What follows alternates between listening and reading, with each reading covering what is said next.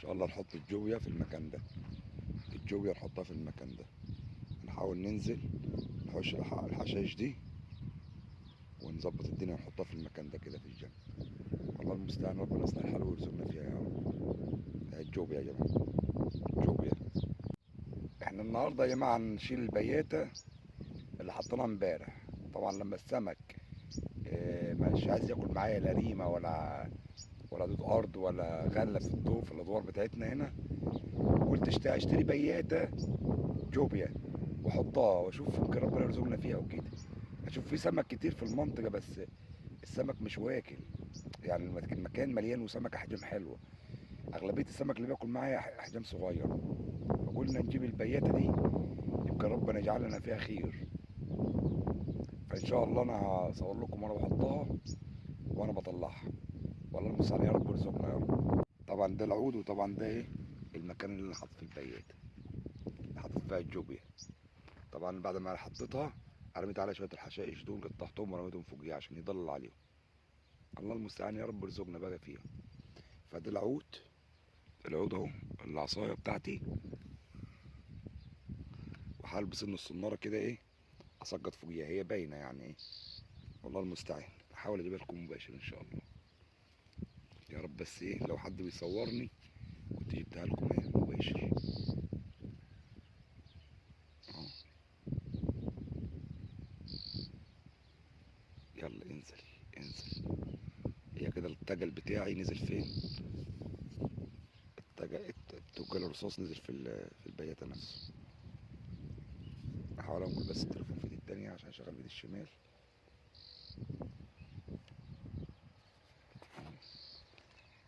اصلح الحال يا رب. يا رب ارزقنا فيها يا رب.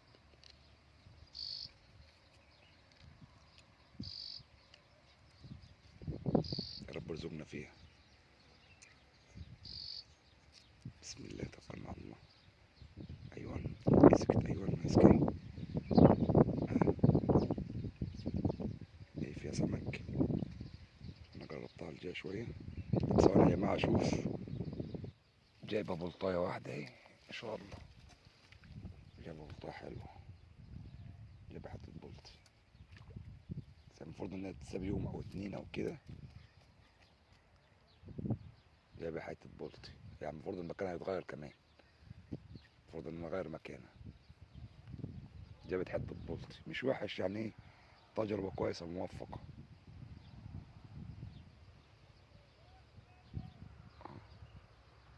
السن اهو.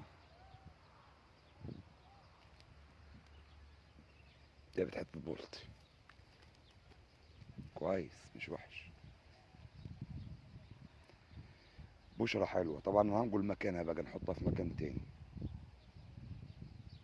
ده كان ايه البياتة او شغل الجوبيا. ده شغل الجوبيا. وربنا يصلح الحال، طالما واحدة دخلت زي كده يبقى ان شاء الله يخش سمك كتير. فاحنا نفتح لها مكان تحت شوية عفش هناك ونحطها في تحت عفش وكده، او نشوف لها المكان ده. الله المستعان. وربنا يصلح الحال يعني. نيجي كل يوم الصبح نطلعها ناخد منها سمكتين. هي ورزقها يعني. الجوبيا دي هي ورزقها.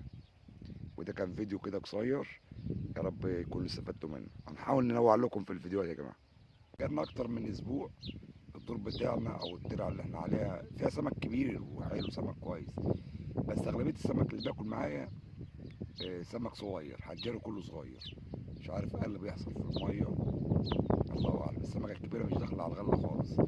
فانا هصور لكم الفيديو ده، وزي ما يجي سمك صغير سمك كبير اللي يجي بقى معانا. انتظرونا والله المستعان. هنرمي ونقول بسم الله الرحمن الرحيم اهو. وهنجيب الغمزه مباشر. طبعا العود التاني ده رميه ريم. ربنا رزقنا بورقة ريم. آه. فقلنا نشوف الريم يمكن السمك المعوم ده ياكل ريم ولا حاجة. اهي بتغمز اهي. غمزة مباشرة كمان اهي. يا دوب أول سمكة معايا حجري معقولة اهي. أول سمكة معقولة يعتبر. كويسة مش وحشة. ما شاء الله عليها. يا مساء الحال يا رب. ما شاء الله. لا كده نشتغل كويس عسل كده. لو حجري بالأحجام دي يبقى نعمة من عند ربنا. حجري بالأحجام دي عسل. يا رب تستمر بس. مباشر كده. ربنا يصلح الحال.